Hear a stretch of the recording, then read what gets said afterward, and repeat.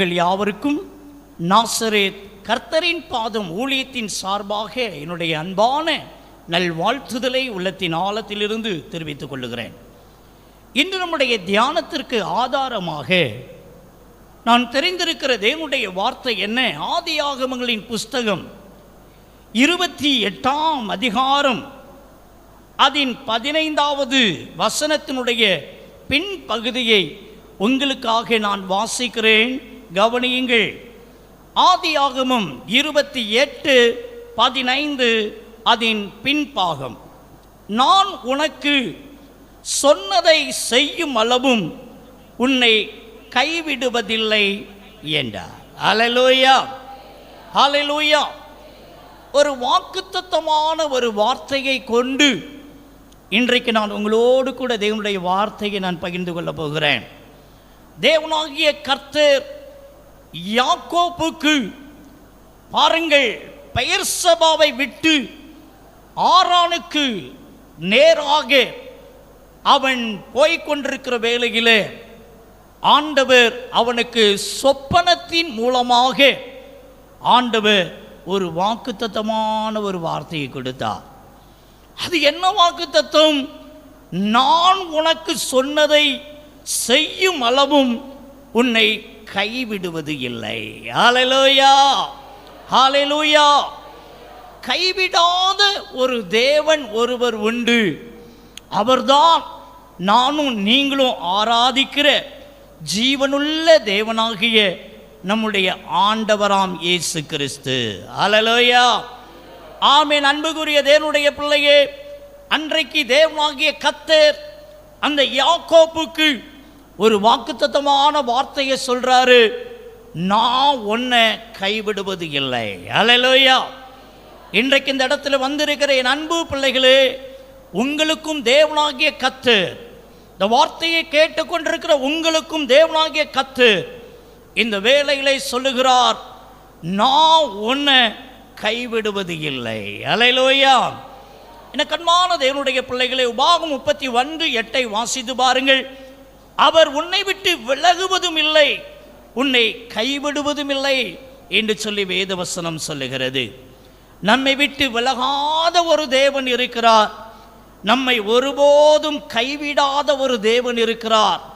அவர்தான் நானும் நீங்களும் ஆராதிக்கிற ஜீவனுள்ள தேவனாகிய ஆண்டவராம் இயேசு கிறிஸ்து. ஹல்லேலூயா. இன்றைக்கு அன்புக்குரிய தேவனுடைய பிள்ளையே, ஆண்டவர் சொல்லுகிறார், நீ என்ன சூழ்நிலையில் இருந்தாலும் சரி, எவ்வளோ பெரிய நெருக்கத்தில் இருந்தாலும் சரி, எவ்வளோ பெரிய போராட்டத்தில் இருந்தாலும் சரி, எவ்வளோ பெரிய பயத்தின் மத்தியில் நீ வாழ்ந்துட்டு இருந்தாலும் சரி, இன்னைக்கு ஆண்டவர் சொல்றாரு, நான் உன்னை கைவிடவே மாட்டேன். ஹல்லேலூயா. ஏசாயா 62:4 சொல்லுகிறது, நீ இனி கைவிடப்படுவதில்லை என்று சொல்லி தேவனாகிய கர்த்தர் சொல்லுகிறார். இதுவரைக்கும் உங்களுடைய வாழ்க்கையில் கைவிடப்பட்ட நிலைமையில் நீங்கள் காணப்படலாம். ஆனால் இன்றைக்கு கர்த்தர் உங்களுக்கு ஒரு வாக்குத்தத்தமான வார்த்தையை கொடுக்கிறாரு. அது யாக்கோப்புக்கு கொடுத்த அந்த வாக்குத்தத்த வார்த்தையை உங்களுக்கு கொடுக்கிறாரு. என் அன்பு பிள்ளைகளே, நீ இனி கைவிடப்படுவதில்லை என்று சொல்லி கர்த்தர் வாக்கு கொடுக்கிறார். எபிரேயரின் புஸ்தகம் 13:5 நீங்க வாசித்து பார்ப்பீர்கள் என்று சொன்னால், அங்கே ஆண்டவர் சொல்லுகிறார், நான் உன்னை கைவிடுவது இல்லை. ஆண்டவருடைய வேத புத்தகத்தில் கொடுக்கப்பட்டிருக்கிற ஒவ்வொரு வாக்குத்தத்த வார்த்தையும் என் அன்பு பிள்ளைகளே, அதை விசுவாசிக்கிறவர்களுக்கு ஆமென்றும் ஆமேன் என்றும் இருக்கிறது. ஹல்லேலூயா, ஹல்லேலூயா. என்னிடத்தில் ஒரு சகோதரன் சொன்னார், பழைய ஏற்பாட்டில் சொல்லப்பட்ட வாக்குத்தத்தங்கள் எல்லாம் அன்றைக்கு வாழ்ந்த ஆபிரகாமுக்கும் ஈசாக்குக்கும் யாக்கோப்புக்கும் தானே தவிர அது நமக்கு அல்ல என்று சொல்லி வாதாடினார். நான் அவரிடத்திலே வாதாடவில்லை என் அன்பு பிள்ளையே. ஆனால் பைபிள் சொல்லுகிறது, அவருடைய வாக்குத்தத்தங்கள் எல்லாமே ஆமென்றும் ஆமேன் என்றும் இருக்கிறது. அதை யாரெல்லாம் விசுவாசிக்கிறாங்களோ அவங்களுக்கு அது பலிக்கும், அவங்களுக்கு அது வாய்க்கும். இன்றைக்கு உங்களுடைய வாழ்க்கையில் நீங்கள் என்ன சூழ்நிலையில் இருந்தாலும் சரி, என் தேவனாகிய கர்த்தர் நான் உங்களை கைவிட மாட்டேன்னு சொல்லி கர்த்தர் வாக்கு கொடுக்கிறார். அல்லேலூயா. இந்த உலகம் நம்மை கைவிடலாம், நண்பர்கள் கைவிடலாம், பெற்றோர்கள் கூட நம்மளை கைவிட்டு விடலாம். ஆனால் ஆண்டவர் நம்மளை ஒருபோதும் கைவிட மாட்டார். அல்லேலூயா, அல்லேலூயா. எனக்கு ஒரு அருமையான ஒரு சகோதரனை தெரியும். அவர் ஆண்டவருடைய ஊழியக்காரராக இருக்கிறார். அவர் ஒரு புறஜாதியான ஒரு மனிதன், ஆண்டவரை அறியாத ஒரு குடும்பத்திலே, ஏற்றுக்கொள்ளாத ஒரு குடும்பத்திலே பிறந்து வளர்ந்த ஒரு சகோதரன். அவர் பள்ளி படிப்பை நம்முடைய திருமண்டலத்தில் இருக்கிற பள்ளி சாலையிலே அவர் பயின்றார். அப்படி அவர் படிக்கிற பொழுது இயேசு கிறிஸ்துவை குறித்து அந்த ஸ்கூலிலே நடைபெறுகிற கூட்டங்கள் மூலமாக, நண்பர்கள் மூலமாக அவர் இயேசுவை அறிந்து கொண்டார். அதுக்கப்புறம் ஹை ஸ்கூல் போனார். அங்கேயும் கூட நம்முடைய டைசி ஸ்கூலில் தான் படிக்கக்கூடிய வாய்ப்பு கிடைத்தது. அங்கேயும் இயேசுவை குறித்து அவர் நன்றாக அறிந்து கொண்டார். அதற்கு பின்பு கல்லூரிக்கு போனார். அதுவோ நம்முடைய டயசிஸன் மூலமாக நடைபெறுகிற நல்ல சிறப்பான கல்லூரியில் போய் ஜாயின் பண்ணினார். அப்படி அந்த கல்லூரியில் நடைபெறுகிற கூட்டங்கள்லாம் கலந்து கொண்டு இயேசுவின் அன்பை அவர் அனுதினமும் ருசிக்க ஆரம்பித்தார். இயேசுவை அறிந்து கொள்ள ஆரம்பித்தார். ஆண்டவருக்காக வாழ தம் வாழ்க்கையை ஒப்பு கொடுத்தார். அப்போது அந்த கூட்டத்தில் பேசுறதுக்கு ஒரு சகோதரன் வந்திருந்தார். அவர் ஒரு காரியத்தை சொன்னாரு. என்ன சொன்னாரு? சங்கீதம் 27:10, என் தகப்பனும் என் தாயும் என்னை கைவிட்டாலும் கர்த்தர் என்னை சேர்த்து கொள்வார் என்கிற அந்த வசனத்தை வைத்து, ஒருவேளை உன் தாய் உன்னை கைவிடலாம், உன் தகப்பன் கைவிடலாம், ஆனால் தெய்வம் இயேசு உன்னை கைவிட மாட்டார் என்று சொல்லி அந்த கல்லூரியில் அவர் பிரசங்கித்தார். இந்த பிரசங்கத்தை கேட்ட அந்த வாலிபனுக்குள்ளாக, கல்லூரி மாணவனுக்குள்ளாக ஒரு பெரிய கேள்வி ஒன்று எழுந்தது. அது என்ன என்று சொன்னால், என்னுடைய அப்பா அம்மா என்னை எப்படி கைவிடுவாங்க? என்னுடைய அப்பா அம்மாவை காட்டிலும் இந்த தெய்வம் பெரியவரா? என்னுடைய அப்பா அம்மா என்ன சூழ்நிலை வந்தாலும் சரி என்னை கைவிடவே மாட்டார்களே. நான் அவர்களுக்கு ஒரே பிள்ளையாக இருக்கிறேனே, என்னை எப்படி அவர்கள் கைவிடுவார்கள்? முட்டாள்தனமாய் அவர் பிரசங்கம் செய்கிறாரே. பைபிளில் இருந்து வசனத்தை எடுத்து தங்கள் கடவுள் பெரிய கடவுள், அவர் ஒருபோதும் கைவிட மாட்டார், உன் தாய் கைவிட்டாலும் தகப்பன் கைவிட்டாலும் அவர் கைவிட மாட்டார் என்று பிரசங்கிக்கிறாரே என்று சொல்லி அந்த மனிதன் மீது அல்ல, தெய்வமாம் இயேசு மேலேயே அவருக்கு ஒரு கோபம் வந்து விட்டது, வெறுப்பு வந்து விட்டது. அதற்கு பின்பு அந்த கூட்டங்களுக்கு போகிறதை அவர் தவிர்த்து விட்டார். அதுபோல நல்ல ஐக்கியங்களுக்கு போவதை தவிர்த்து விட்டார். என்னுடைய அப்பா அம்மா என்னை நேசிக்காத அளவுக்கு, என்னுடைய அப்பா அம்மா என்னை கைவிட ஒருவேளை சூழ்நிலைகள் வந்தாலும் அவங்க கைவிட மாட்டாங்க, ஆனால் இவர் என்னை கைவிடவே மாட்டாராம, அது என்ன பெரிய கடவுள் என்று சொல்லி அதை தவறுதலாய் புரிந்து கொண்டு அவருடைய வாழ்க்கையில் பின்மாற்றம் அடைந்து விட்டார். நாட்கள் கடந்தது. திடீரென்று சொல்லி அவருடைய அருமையான தாயாரை விட்டுவிட்டு அவருடைய தகப்பனார் ஒரு பெண்ணோடு சிநேகம் வைத்து ஓடிவிட்டார். ஒரு பயங்கரமான ஒரு அடி, குடும்பத்திலேயே ஒரு பயங்கரமான ஒரு அடி. தன்னுடைய மனைவியையும் தன்னுடைய அன்பான பிள்ளை, ஒரே பையன் ஒரே பெண் ஆகியனால 2 பேரையும் விட்டுட்டு இந்த தகப்பனார் இன்னொரு பெண்ணோடு கூட போய்விட்டார் என்கிற செய்தி இடி விழுந்தது போல இந்த சகோதரனுக்கு இருந்தது. ஐயோ, எங்க அப்பா என்ன கைவிட்டுட்டு போயிட்டாரு என்று சொல்லி அவன் உள்ளம் உடைந்து போய்விட்டான். நாட்கள் கடந்தது. இந்த கொரோனா காலங்கள் வந்தது. அந்த கொரோனா காலத்தில் இந்த சகோதரன் பயங்கர காய்ச்சலினாலே மாட்டிக்கொண்டார். பயங்கரமான காய்ச்சல், கண்டிப்பாக கொரோனா, டாக்டர்கிட்ட போய் டெஸ்ட் பண்ணா கொரோனா ஆகினால இவருக்கு வீட்டிலேயே அவரை தனிமைப்படுத்தி அவருடைய அறைக்குள்ள அவருக்கு சாப்பாடெல்லாம் கொடுக்குறாங்க. என் அன்பு பிள்ளையே, தங்கச்சி வந்து சாப்பாடு கொடுக்க பயப்படுறா. அந்த நாட்களில் தொட்டா கூட கொரோனா வந்துடும். பார்த்தா கூட கொரோனா வந்துருங்கிற மாதிரி பயம் உள்ள ஒரு காலம். ஆகையினால தங்கச்சிக்காரி அண்ணன்ட்ட வந்து உணவு கூட கொடுக்கறதுக்கு அந்த ரூமுக்குள்ள வரல. என் அம்மா தான் என்ன செய்கிறாங்க, வாசலில் இருந்து ஒரு பிளேட்டில் சாப்பாடை வச்சு நாய்க்கு போடுற மாதிரி அப்படியே தள்ளி விடுறாங்க. அப்போ தான் இவன் யோசிக்கிறான், எங்கள் அம்மா ஏன் என் நெத்தியில் வந்து கையை வச்சு, ஐயோ அந்த காய்ச்சல் பயங்கரமாக பொரியுது, பிள்ளை கஷ்டப்படுறானே, நீ பார்க்க வரமாட்டேக்காங்க அப்படின்னு அவன் மனசில் ஒரு எண்ணம் வருது. எங்கள் அம்மா எப்படி எனக்கு ஒரு தலைவலினா கூட மடியில் வச்சு அப்படியே தலையை நீவி விடுவாங்களே, என்கிட்ட அன்பா இருப்பாங்களே.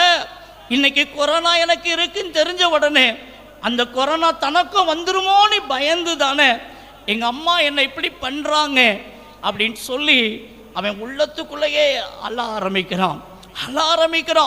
இந்த காய்ச்சல் பயங்கரமாக இருக்குது. அங்கே போய் ஹாஸ்பிட்டலில் காட்டுனா கண்டிப்பாக அட்மிட் பண்ணிடுவாங்க. என்ன பண்ணானே தெரியல. அப்போ தான் ஒரு நாள் ராத்திரி 2 மணி அளவில் அவனால் வலி தாங்க முடியல. இந்த பக்கம் திரும்ப முடியல, அந்த பக்கம் திரும்ப முடியல. யாரையும் கூப்பிட்டாலும் உதவிக்கு வர்றதுக்கு ஆள் இல்லை. ஒரு அனாதையை போல கைவிடப்பட்டது போல காணப்படுறான். அப்படியே அந்த படுத்த படுக்கையாக இருந்துட்டு, ஏசப்பா தாயும் தகப்பனும் கைவிட்டாலும் நான் உன்னை கைவிட மாட்டேன்னு சொன்னதை நான் தவறுதலாக புரிஞ்சுக்கிட்டேன். ஏசப்பா ஆண்டவரே, நீங்க என்ன கைவிடாத தெய்வம் உண்மைன்னா இந்த பயங்கரமான கொரோனா எனக்கு நல்லா தெரியுது, காய்ச்சல் பொரியுது. எங்க அப்பா விட்டுட்டு போயிட்டாரு, அம்மா மறந்துட்டாங்க, அம்மா கைவிட்டுட்டாங்க, பக்கத்துல கூட வந்து பார்க்க வரல.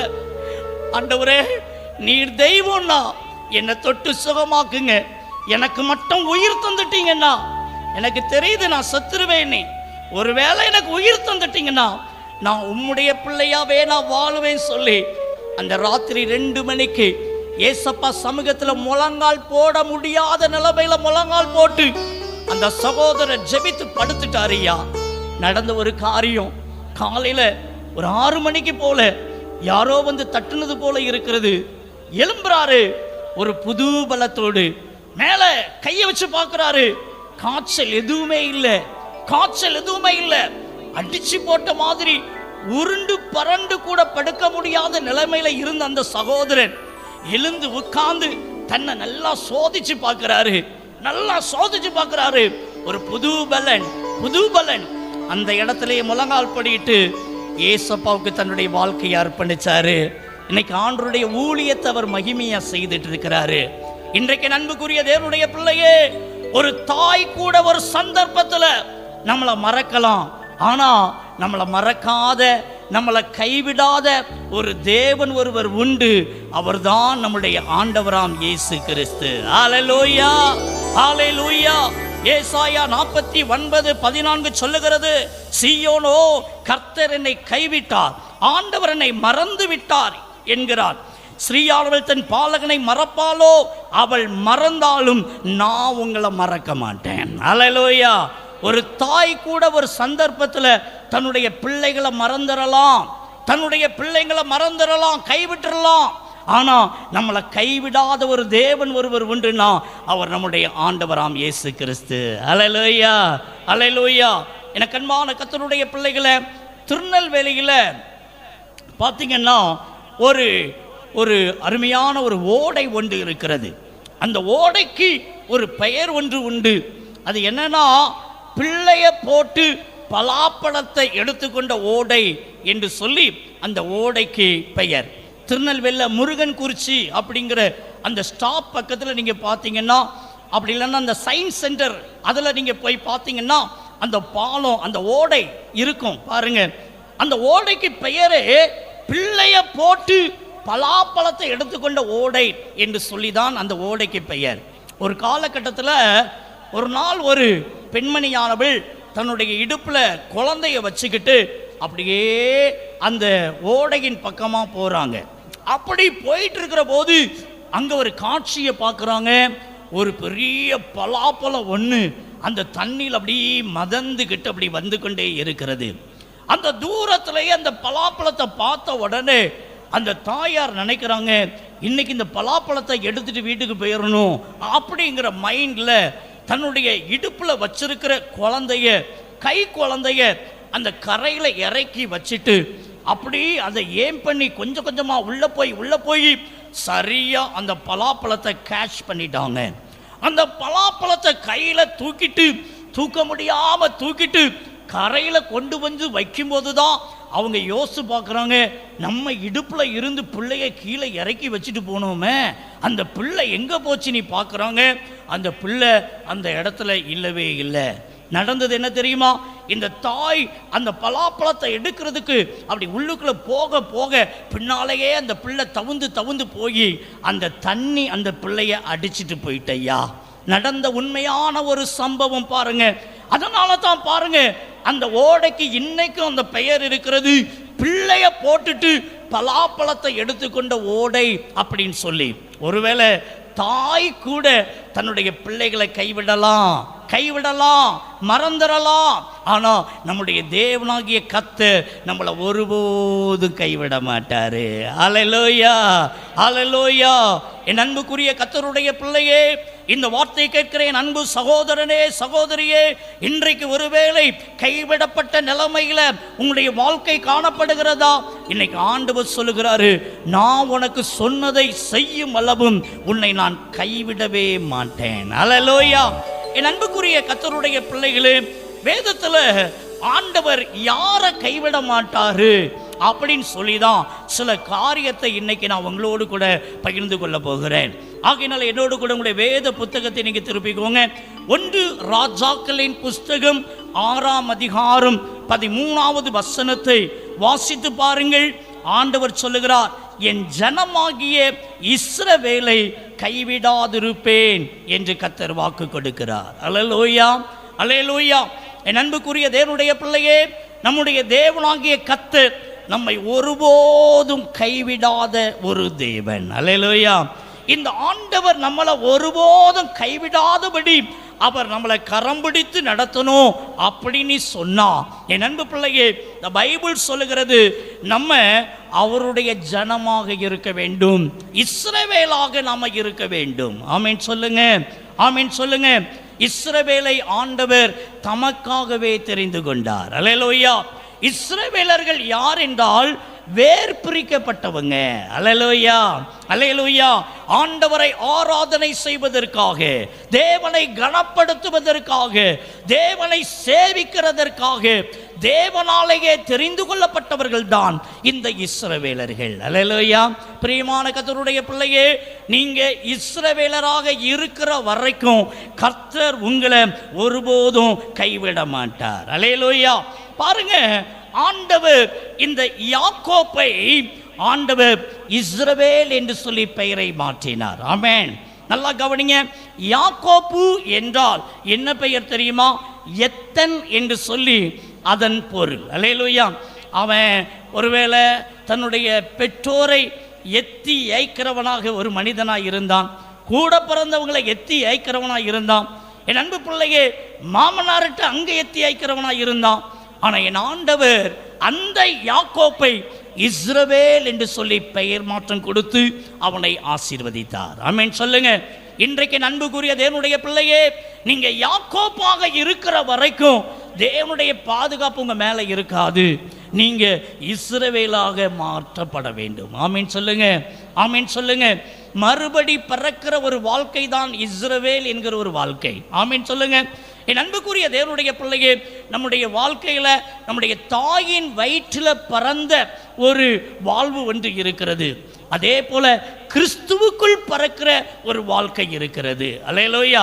நீங்க யாக்கோபா ஒருவேளை தாயின் வயிற்றில் பிறந்த பிள்ளையா, பாவம் நிறைந்த பிள்ளையா உங்களுடைய வாழ்க்கை இருந்துட்டு இருக்கலாம். ஆனா நீங்க இஸ்ரவேலா மாறும்போது நீங்க அவருடைய பிள்ளையா மாறிடுறீங்க. அல்லேலூயா, அல்லேலூயா. இந்த பைபிள் சொல்லுகிறது, என்னுடைய ஜனமாகிய இஸ்ரவேலை நான் கைவிடாம இருப்பேன் சொல்லி தேவனாகிய கர்த்தர் வாக்கு கொடுக்கிறார். ஆதியாகமம் 32:24 28 வரைக்குள்ள வசனத்தை நீங்க வாசிச்சு பாருங்க. ஆண்டவர் யாக்கோபா இருந்த அந்த மனிதனை இஸ்ரவேலா மாத்தி அவனை ஆசீர்வதித்தார். அல்லேலூயா.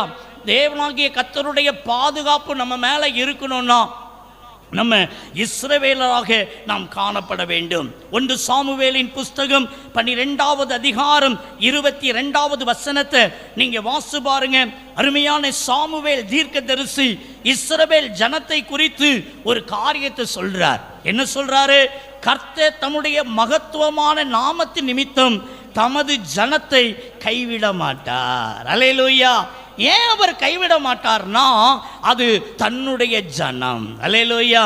இன்னைக்கு அன்புக்குரியவர்களே, நீங்க யாக்கோபா இருக்கிறீங்களா அல்லது இஸ்ரவேலாக இருக்கிறீங்களா? அல்லேலூயா. இன்னைக்கு நீங்க கைவிடப்பட்டு கொண்டிருக்கிறதற்கு காரணம், கைவிடப்பட்ட நிலைமையில வாழ்றதுக்கு காரணம், நீங்க கைவிடப்பட்டு போனதற்கு காரணம், நீங்க இஸ்ரவேலாக மாறாததுதான் அதற்கு காரணமாக இருக்கிறது. இந்த நாட்களில நீங்க இஸ்ரவேலாக மாறுகிற போது என் தேவனாகிய கர்த்தரே உங்களுக்கு பாதுகாப்பாக இருப்பா.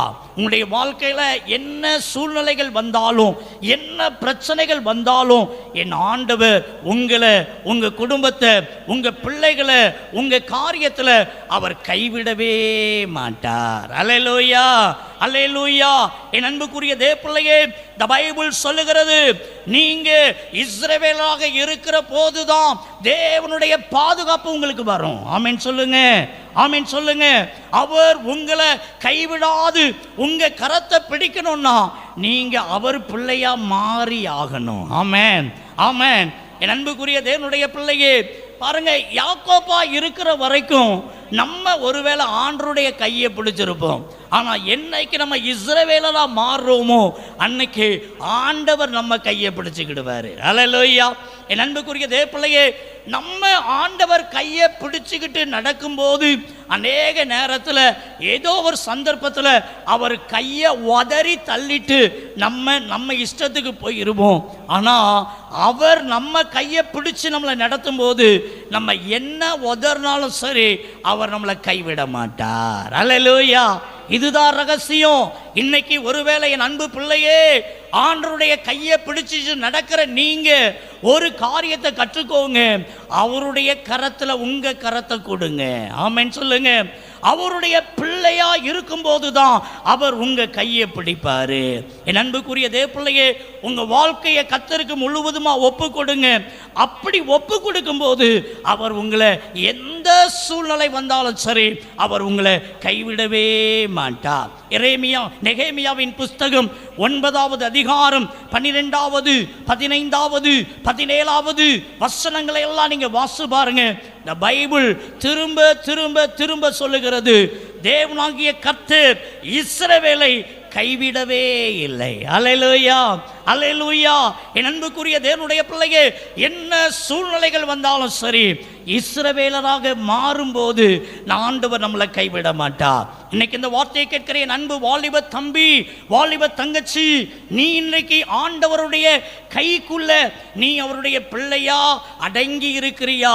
இல்ல ஏதோ ஒரு யாக்கோப்பை போல அவரை எனக்கு துணையா வச்சிருக்கேன்னு சொல்லிட்டு ஒருவேளை அவர் கையை பிடிச்சிட்டு நீ நடந்துட்டு இருக்கிறியா? இன்னைக்கு அவருடைய கைக்குள்ள உன் கையை ஒப்புக்கொடு, அவர் பிடிச்சுக்கிடுவாரு, உன்னை கைவிடவே மாட்டார். உன் படிப்புல தோல்வியே நீ காண மாட்டாய். உன்னுடைய வாழ்க்கையில வாலிப பிராயத்துல நீ தோல்வியை காண மாட்ட. இன்னைக்கு அநேக பிள்ளைங்களுடைய வாழ்க்கையில படிப்புல தோல்வி, அவங்களுடைய தனிப்பட்ட வாழ்க்கையில தோல்வி. இன்னைக்கு தோல்வி முகத்தோடு கூட இருக்கிறீங்களா? கைவிடப்பட்டு போன நிலைமையில இருக்கிறீங்களா? இன்னைக்கு ஆண்டவர் சொல்லுகிறாரு, நீ யாக்கோப்பா இல்ல இஸ்ரவேலாரா ஆண்டவருடைய கையில உங்களை ஒப்பு கொடுங்கன்னு சொல்லி கர்த்தர் ஒப்பு கொடுக்கும்படிக்கு உங்களை அழைக்கிறார். இந்த நாட்களில் யார் யாரெல்லாம் அவருடைய பிள்ளையா மாறுவதற்கு உங்களை அர்ப்பணிக்கிறீங்களோ அவங்கள கர்த்தர் கைவிடவே மாட்டார். அல்லேலூயா, அல்லேலூயா. இன்னைக்கு ஆண்டவரே, நான் உன்னுடைய பிள்ளையா மாறுறேன்னு சொல்லி அவருடைய கரத்தில் ஒப்பு கொடுங்க. இயேசு கிறிஸ்துவின் ரத்தம் சகல பாவத்தை நீக்கி நம்மை சுத்திகரிக்கிறதற்கு வல்லமை உள்ளதாக இருக்கிறது. பெயரளவு கிறிஸ்தவனாய் வாழாதீங்க. என் அன்பு வாலிப தம்பிமா, வாலிப தங்கச்சிமா, ஒரே ஒரு வாழ்க்கை, அந்த ஒரு வாழ்க்கை இயேசுவுக்காக வாழுங்க. இயேசுப்பாவின் பிள்ளையாக வாழுங்க. நீங்க அப்படி வாழும் போது அவர் உங்க கையை பிடிச்சுக்கிடுவாரு, அவர் உங்க கையை பிடிச்சிட்டாருன்னா உங்களை அவர் கைவிடவே மாட்டாரு. இன்னைக்கு கைவிடப்பட்ட நிலைமையில இருக்கிறீங்களா? என் அன்பு ஐயா, என் அன்பு அம்மா, இன்னைக்கு அவரை உங்க சொந்த இரட்சகரா ஏற்றுக்கிடுங்க, உங்க தகப்பனா ஏற்றுக்கிடுங்க. அவர் உங்களுடைய கரத்தை பிடிக்கிறதற்கு உங்க கரத்தை அவர் கைக்குள்ள ஒப்பு கொடுங்க. அப்போ அவர் உங்களை கைவிட மாட்டார். முதலாவது ஒரு காரியம், ஆண்டவர் யாரை கைவிட மாட்டாரு? என் ஜனமாகிய இஸ்ரவேலை, என் பிள்ளைங்களை நான் கைவிட மாட்டேன் சொல்லி கர்த்தர் வாக்கு கொடுக்கிறார். இரண்டாவது ஒரு காரியம் என்ன? எரேமியாவின் புஸ்தகம் 51ஆம் அதிகாரம் அதன் 5வது வசனத்தை நீங்க வாசி பாருங்க. இந்த பைபிள் சொல்லுகிறது, அவர் யூதாவை ஒருபோதும் கைவிட மாட்டார். அல்லேலூயா. அவர் யூதாவை ஆண்டவர் கைவிடவே மாட்டார். எனக்கு அன்பான கர்த்தருடைய பிள்ளைகளே, யூதா என்றால் யார் என்று வேதத்திலே பார்ப்போமானால், ஆதியாகமம் 29வது அதிகாரம் 31 இருந்து 35 வரைக்கும் நீங்க வாசி பாருங்க. யாக்கோப்புக்கு அந்த லேயாளுக்கும் குழந்தைகள் பிறந்து கொண்டே இருக்கிறது. இந்த லேயாளை குறித்து நம்ம எல்லாருக்குமே தெரியும். என் அன்பு பிள்ளையே, அவள் ஒரு கூச்ச பார்வை உடைய ஒரு பெண்ணாக இருந்தாள். ஆகையினால இந்த யாக்கோப்பு தன்னுடைய மனைவியாகிய லேயாளை அற்பமாகவே எண்ணிக்கொண்டிருந்தான். அப்போ இவளுக்கு குழந்தை பிறக்குது. குழந்தை பிறந்த உடனே இந்த அருமையான லேயாள் சொல்லும்போது சொல்றாங்க, என்னுடைய கணவர் யாக்கோப்பு என்னை ரொம்ப நேசிப்பார், என் பிள்ளையின் நிமித்தமாக என்னிடத்திலே அன்பு கூறுவார் என்று சொல்றாங்க. ஆனா இந்த யாக்கோப்பு என்ன செய்தாரு? லேயாள நேசிக்கவே இல்லை. ராகேலை நேசித்தார், ஆனால் லேயாளையோ புறக்கணித்து விட்டார். என் அன்பு பிள்ளைய, இரண்டாவது ஒரு பிள்ளை பிறக்குது. அப்பவும் ரொம்ப நம்பிக்கையோட, இப்போ என் கணவர் என்கிட்ட அன்பா இருப்பாரு, பாசமா இருப்பாரு, இந்த பிள்ளைய பார்த்து அப்படி நீ நினைத்தாள் லேயாள். ஆனா அப்பவும் இந்த யாக்கோப்பு தன்னுடைய மனைவியை அதிகமா நேசிக்கவே இல்லை. என் அன்புக்குரிய தேவப்பிள்ளையே, அவள் என்ன செய்தாள் பாருங்க? மூணாவதாக இந்த யாக்கோப்புக்கு ஒரு பிள்ளையை பெற்றெடுத்தார். அப்போ மூணாவது ஒரு ஆம்பளை பிள்ளை பிறந்த உடனே, இப்போ என் புருஷன் இந்த யாக்கோப்பு அதிகமாய் என்னை நேசிப்பார். நான் 3 பிள்ளையை பெற்று கொடுத்ததுனால அந்த பிள்ளையின் நிமித்தமாக என்னை அதிகமாய் அன்பு கூறுவார் என்று அவள் உள்ளத்திலே எண்ணிக்கொண்டு அந்த பிள்ளைகளுக்கு அதற்கு ஏதுவான பெயரை வைத்து கொண்டிருக்கிறார். என் அன்பு பிள்ளையே, 3 பிள்ளையை பெற்றாச்சு. ஆனாலும் இந்த யாக்கோப்பு லேயால நேசிச்ச பாடை இல்லை, ராகேல தான் ரொம்ப நேசிக்கிறாரு, அன்பு கூறுறாரு. என் அன்பு தேவப்பிள்ளையே, இந்த லேயால் உள்ளம் உடைந்து போய்விட்டால். 4வதா ஒரு பிள்ளை பிறக்குது யாக்கோப்புக்கும் லேயாளுக்கும். என் அன்பு பிள்ளையே, இவ்வளவு நாளும் என் புருஷன் நேசிப்பாரு, என் புருஷன் அன்பா இருப்பாரு அப்படின்னு சொல்லிக்கொண்டே இருந்த இந்த லேயாள் ஒரு காரியம் செய்கிறாங்க. நான் கர்த்தரை துதிப்பேன். கர்த்தர் எனக்கு 4வதா ஒரு பிள்ளைய தந்திருக்கிறாரு. ஆகையினால அந்த பிள்ளைக்கு நான் யூதானி பெயர் வைக்கிறேன் அப்படின்னு சொல்லி யூதானி பெயர் வைத்தாங்க. என் அன்புக்குரிய தேவனுடைய பிள்ளையே, நல்லா கவனிங்க. யூதா என்றால் துதி என்று சொல்லி அர்த்தம். ஆமென் சொல்லுங்க. இந்த பைபிள் சொல்லுகிறது, ஆண்டவர் யாரை கைவிட மாட்டாராம்? துதிக்கிற பிள்ளைங்களை கைவிடவே மாட்டாராம். ஆமென் சொல்லுங்க.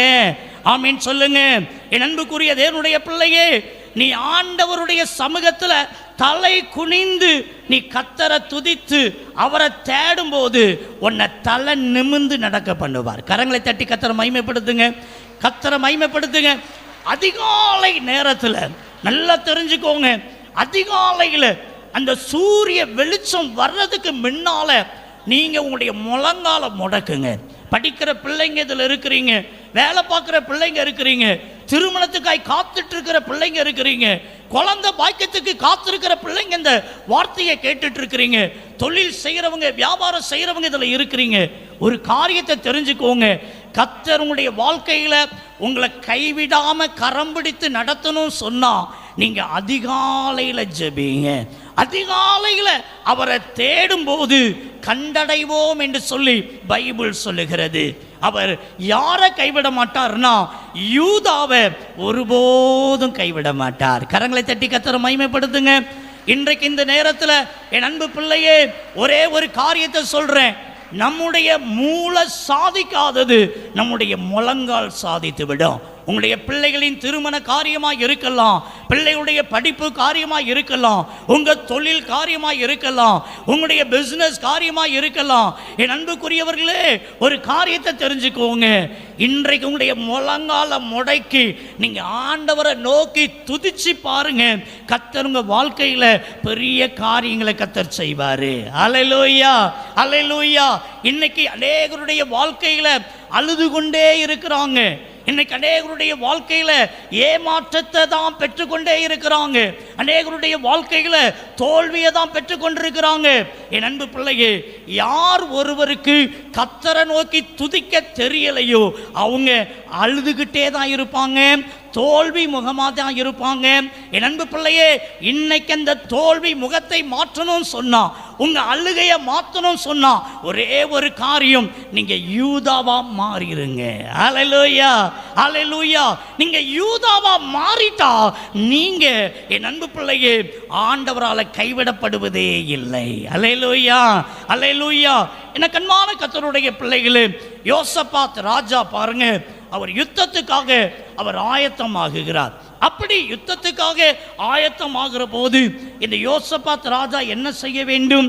அந்த யுத்தம் செய்யக்கூடிய அந்த ஆயுதங்களெல்லாம் தரிக்கப்பட்ட அப்படிப்பட்டவங்களெல்லாம் முன்னால நிறுத்தி, ஒருவேளை எங்கிட்ட நிறைய வேலையாட்கள் சோல்ஜர்ஸ் இருக்கிறாங்கிறத அவர் காண்பிக்க வேண்டும். ஆனால் அவர் அப்படி செய்யலை. ஒரு காரியம் செய்தாரு, ஆண்டவரை துதிக்கக்கூடிய துதி வீரர்களை அந்த யுத்த களத்தில் முன்னால அவர் நிறுத்தினார். அல்லேலூயா. யோசபாத்துடைய வாழ்க்கையின் வெற்றிக்கு ரகசியம் என்ன தெரியுமா? கர்த்தரை துதிக்கிறதற்கு முக்கியத்துவம் கொடுத்ததுனால என் தேவனாகிய கர்த்தர் அந்த யோசபாத்தை கைவிடவே இல்லை. யோசபாத் யுத்தத்துக்கு போகிற போதெல்லாம் மாபெரும் வெற்றியை கர்த்தர் கொடுத்தார். துதிக்கிற சத்தத்தினால சத்துருக்கள் சிதறுண்டு ஓடினாங்க. அல்லேலூயா. உங்க வாழ்க்கையில நிறைய பிரச்சனைகள் வரலாம். ஏதோ ஒரு மனிதனுக்காக நீங்க பயந்துட்டு கூட இருக்கலாம், ஏதோ ஒரு காரியத்துக்காக பயந்துட்டு கூட இருக்கலாம். உங்களுடைய அறைக்கதவை அடைச்சு நீங்க துதியுங்க, கர்த்தர் உங்க வாழ்க்கையில பெரிய காரியங்களை கர்த்தர் செய்வாரு. உண்மையா சொல்றேன், உங்களை சுத்திலுமாக என் அன்புக்குரிய தேவப்பிள்ளையே, ஆண்டவர் ஆயுதம் சுமந்து கொண்டிருக்கக்கூடிய வீரர்களை கொண்டு வந்து நிறுத்திடுவாரு. அல்லேலூயா. உங்க சத்துருக்கள் பொல்லாத பிசாசு, உங்க சத்துருக்கள் பொல்லாத மனிதர்கள் அதை பார்க்கும் போதே அவங்க ஆச்சரியப்படக்கூடிய விதத்தில் உங்களுக்காக கர்த்தர் பெரிய காரியங்களை செய்திருவாரு. இன்னைக்கு ஒரு காரியத்தை தெரிஞ்சுக்கோங்க, எந்த மனிதனுக்கும் பயப்படாதீங்க. ஆண்டுடைய சமூகத்தில் துதிக்கிற துதியோடு கூட நீங்க நின்று பாருங்க, உங்க குடும்பத்தில் உங்க காரியத்தில் கர்த்தர் மாபெரும் ஒரு அற்புதத்தை கர்த்தர் செய்வாரு. எனக்கு அன்பான தேவப்பிள்ளையே, எரிகோ கோட்டையை சுற்றிலுமாக என்ன செய்தாங்க? துதிக்க தாங்க செய்தாங்க. சம்மட்டியை தூக்கிட்டு போகல, கடப்பாறையை தூக்கிட்டு போகல. என் அன்பு பிள்ளை, எரிகோ கோட்டை போல அநேக தடைகள் உங்க வாழ்க்கையில இருக்கலாம், உங்க குடும்பத்தில் இருக்கலாம், உங்க பிள்ளைகள் காரியத்தில் இருக்கலாம். சோர்ந்து போகாதீங்க, உங்களுடைய அறைக்கதவை அடைங்க. அந்த ரங்கத்தில் பார்க்கிற என் தேவாதி தேவனை நோக்கி நீங்க கதறி ஆண்டுடைய சமூகத்தில் உங்க துதி தோத்திரங்களை ஜபத்தை ஏறிடுங்க. அவர் வெளியரங்கமா உங்களுக்கு பதில் அளிப்பார். அல்லேலூயா, அல்லேலூயா. உங்களை அவர் கைவிடவே மாட்டார். இன்றைக்கு கைவிடப்பட்ட நிலைமையில இந்த வார்த்தையை கேட்கிற நீங்க யாரா இருந்தாலும் சரி, இன்னைக்கு யூதாவா மாறுங்க, ஜெபிக்கிற பிள்ளையா மாறுங்க. கர்த்தர் உங்க வாழ்க்கையில பெரிய காரியங்களை கர்த்தர் செய்வா. பவுலும் சீலாவும் பாருங்க, சிறைச்சாலையில இருக்காங்க, சிறையிருப்புல இருக்கிறாங்க. என்ன செய்தாங்க? ஆண்டவரை துதிக்க தாங்க செய்தாங்க. இந்த பைபிள் சொல்லுகிறது, சிறைச்சாலையின் கதவு திறக்கப்பட்டது. கவலைப்படாதீங்க. இன்னைக்கு சில சிறையிருப்போடு இருக்கிறீங்களா? வேதனையோடு கூட இருக்கிறீங்களா? அது ஒருவேளை வியாதி என்கிற சிறையிருப்பாய் இருக்கலாம், தோல்வி என்கிற சிறையிருப்பாய் இருக்கலாம், ஏமாற்றம் என்கிற சிறையிருப்பாய் இருக்கலாம், இழந்து போனதை குறித்தவர் சிறையிருப்பா இருக்கலாம். என் அன்பு பிள்ளையே, இன்னைக்கு ஆண்டவர் சொல்லுகிறார், அது எப்பேற்பட்ட சிறையிருப்பாய் இருந்தாலும் அந்த சிறையிருப்பை ஆண்டவர் மாற்றி போட்டுருவாரு. பவுலும் சீலாவும் கர்த்தரை துதிக்க துதிக்க கர்த்தர் செய்த காரியம், அந்த சிறைச்சாலையின் கதவை ஆண்டவர் திறந்தார். ஆமென் சொல்லுங்க. ஆமீன் சொல்லுங்க. நீங்க எந்த அதிகாரியும் பார்க்கறதுக்கு போக வேண்டாம், யாரு முன்னாலையும் கையை கட்டி நிற்க வேண்டாம். என் அன்பு பிள்ளை, ஆண்டுடைய சமூகத்தில் கை கூப்பி நிற்கிறவங்க எங்கேயும் கை கட்டி நிற்க மாட்டாங்க. இன்னைக்கு ஒரு காரியத்தை தெரிஞ்சுக்கோங்க, ஒரு காரியத்தை தெரிஞ்சுக்கோங்க என் அன்பு பிள்ளையே. ஆண்டுடைய சமூகத்தில் முழங்கால் படிக்கிட்டு கை கூப்பி நிற்கிறாங்க பாருங்க, அவங்க எக்காரணம் கொண்டும் எந்த அதிகாரி முன்னாலேயோ, எந்த தனி மனித முன்னாலேயோ, எந்த ஒரு சத்துரு முன்னாலேயோ உங்களை கொண்டு போய் நிற்க கர்த்தர் விடவே மாட்டாரு. என் அன்புக்குரியவர்களே, ஆகையினால நீங்க யூதாவா மாறுங்க, ஜெபிக்கிற பிள்ளைங்களா மாறுங்க. இன்னைக்கு ஒரு காரியம், இன்னைக்கெல்லாம் நம்ம எழுப்புதல் சொல்லி நல்லா ஜெபம் பண்ணிட்டு இருக்கிறோம். ஒரு மனிதனுடைய, ஒரு சபையினுடைய எழுப்புதல் ஒரு மனிதனுடைய முழங்காலில் தான் இருக்கிறது. நீங்க முழங்கால முடக்க என் அன்பு பிள்ளையே, நம்ம மூலமா அந்த துதியின் ஆவி, அந்த ஜபத்தின் ஆவி அது மற்றவங்க மத்தியில் பரவுதலாக அது கடந்து செல்லும். அதுதான் எழுப்புதல். இன்னைக்கு ஆண்டவர் சொல்லுகிறார், என் அன்புக்குரிய தேவப்பிள்ளையே, நீ யூதாவாக மாறாத பட்சத்தில் கர்த்தர் உனக்கு உதவி செய்ய முடியாது. உன்னை கைவிடாம கர்த்தர் கரம் பிடித்து நடத்தணும்னா நீங்க யூதாவாக மாறி ஆக வேண்டும். இன்னைக்கு ஆண்டவருடைய கரத்தில் அப்படி ஒப்பு கொடுப்பீங்களா? என் அன்புக்குரிய தேவனுடைய பிள்ளையே, பாருங்க, தானியேல் சிங்க கபியில அவரை தூக்கி போட்டாங்க. தானியேல் ஒரு நாளைக்கு 3 தடவை கர்த்தரை தேடினான். எத்தனை தடவை தேடினா தெரியுமா? என் அன்புக்குரிய தேவ பிள்ளையே, ஆண்டவருடைய சமூகத்தில் ஜெபிக்கிற பிள்ளைங்க எந்த சூழ்நிலைகளையும் கைவிடப்பட மாட்டாங்க. ஆண்டவருக்கு நன்றி செலுத்துங்க, கர்த்தருக்கு ஸ்தோத்திரம் செலுத்துங்க. ஆண்டவருடைய சமூகத்தில் ஜெபிக்கிற ஒரு ஜெப வீரனை சிங்க கபிக்குள்ள தூக்கி போட்டாங்க. என் அன்புக்குரிய தேவனுடைய பிள்ளையே, இந்த பைபிள் சொல்லுகிறது, கர்த்தர் தன்னுடைய தூதனை அனுப்பி அந்த சிங்கத்தின் வாயை கட்டி போட்டார். இந்த பைபிள் சொல்லுகிறது சிங்கத்தினுடைய தன்மையே என்ன அப்படின்னு சொன்னா, தன்னை விட வலிமை வாய்ந்த பெரிய மிருகத்தை தான் அது வேட்டையாடும். சின்ன மிருகத்தில் காண்டா மிருகத்தை போய் அடித்து சாப்பிடும், பெரிய யானை அடித்து சாப்பிடும், ஒட்டகச்சிவிங்க அடித்து சாப்பிடும். அப்படிப்பட்ட வலிமை உள்ள ஒரு பெரிய சிங்கம், அந்த சிங்கத்தினுடைய கெபிக்குள்ள தூக்கி இந்த தானியேலை தூக்கி போட்டாங்க.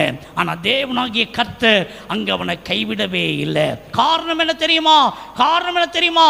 அவன் துதிக்கிற யூதாவாக அவன் யூதாவாக இருந்தான், துதிக்கிறவனாய் இருந்தான். பிள்ளை, நீ துதிக்கிற மனிதனாய் மனுஷியா மட்டும் இரு. ஒருவேளை அக்கினி சூளையிலேயே உன்னை தூக்கி போட்டாலும் ஒரு சேதம் உனக்கு வராது. அல்லேலூயா, அல்லேலூயா. சாத்ராக், மேஷாக், ஆபேத்நேகோ பார்த்தீங்கன்னு சொன்னா, என் அன்பு பிள்ளையே, பயங்கரமான காரியங்களை செய்கிறாங்க, ஆனாலும் கர்த்தர் அவர்களை கைவிடவே இல்லை. இன்னைக்கு இந்த வார்த்தையை கேட்கிற என் அன்பு சகோதரா, என் அன்பு சகோதரி, நீ யூதாவா மாறு, ஜெபிக்கிற பிள்ளையா மாறு. கர்த்தர் உன் வாழ்க்கையில பெரிய காரியங்களை கர்த்தர் செய்வாரு. அல்லேலூயா. எனக்கு திருநெல்வேலியில் ஒரு அருமையான ஒரு தங்கையை தெரியும், நல்ல ரட்சிக்கப்பட்ட ஒரு கர்த்தருடைய பிள்ளை. அவங்களுடைய வாழ்க்கையில் நீங்கள் பார்த்தீங்கன்னு சொன்னால், பிஎஸ்சி நர்சிங் வேலூர் சிஎம்சியில் படிக்கணும்னு சொல்லி ரொம்பவும் அவங்க விருப்பப்பட்டாங்க. அப்போது அதுக்கு ட்ரை பண்ணால் அதில் அந்த தங்கச்சிக்கு சீட்டு கிடைக்காம போயிட்டுது. ஆகையினால ரொம்ப சோர்ந்து போயிட்டா. ரொம்ப சோர்ந்து போனோடனே வீட்டில் உள்ளவங்கெல்லாம் சொன்னாங்க, நீ வேறு ஏதாவது ஒரு கோர்ஸ் எடுத்து படி, அப்புறம் நீ ஒருவேளை அடுத்த வருஷம் உனக்கு சான்ஸ் கிடைச்சா நீ உள்ளே போய் ஜாயின் பண்ணிக்கலாம், இந்த வருஷத்தை வீண் பண்ணாத, அப்படியெல்லாம் ஆலோசனை கொடுத்தாங்க. ஆனால் இந்த தங்கச்சி என்ன பண்ணாங்க, இல்லை நான் படித்தா வேலூர் சிஎம்சிலாம் படித்து நான் பெரிய என்னுடைய அந்த விருப்பத்தை நிறைவேற்றுவேன் அப்படி இப்படின்னு சொல்லிட்டு அந்த 1 இயர் அவங்க வேஸ்ட் பண்ணிவிட்டு வீட்டில் உட்காந்து தன்னுடைய காலத்தெல்லாம் கடத்தினாங்க. ஒருவேளை என் அன்பு பிள்ளையே, அந்த 1 வருஷத்தை அவங்க வீணடித்தது போல இருந்தாலும் ஒரு காரியத்தை செய்தாங்க. என்ன செய்தாங்க? நேரம் கிடைக்கும் போதெல்லாம் அவங்க படிப்பில் கவனம் செலுத்தி படித்தாங்க. அதே நேரத்தில் அதிகமாக ஜெபம் பண்ணாங்க, அதிகமாக கர்த்தரை துதிச்சாங்க. அநேக நாட்கள் உபவாசம் இருந்து அந்த தங்கச்சி நல்ல முறையில் கர்த்தரை தேடினாங்க. நாட்கள் கடந்தது. அடுத்த வருஷத்துக்கான படிப்புக்கான அப்ளிகேஷன் போட்டாங்க. அப்போ இந்த தங்கச்சிக்கு ஒரு இன்டர்வியூ கார்டு ஒன்று வந்தது. இந்த இன்டர்வியூவில் நீ அட்டன் பண்ணால் நீ பாஸ் ஆகிட்டா உனக்கு நாங்கள் சீட்டு தர்றோம் அப்படின்னு சொல்லி, உடனே நம்ம திருநெல்வேலியில் இருந்து அந்த தங்கச்சி பாருங்க வேலூர் சிஎம்சிக்கு அந்த இன்டர்வியூ அட்டன் பண்ணுறதுக்காக இங்கேருந்து அங்கே போயிட்டாங்க. அங்கே போய் இறங்கினா 7-8 பிள்ளைங்க எல்லாரும் ஒன்று சேர்றாங்க.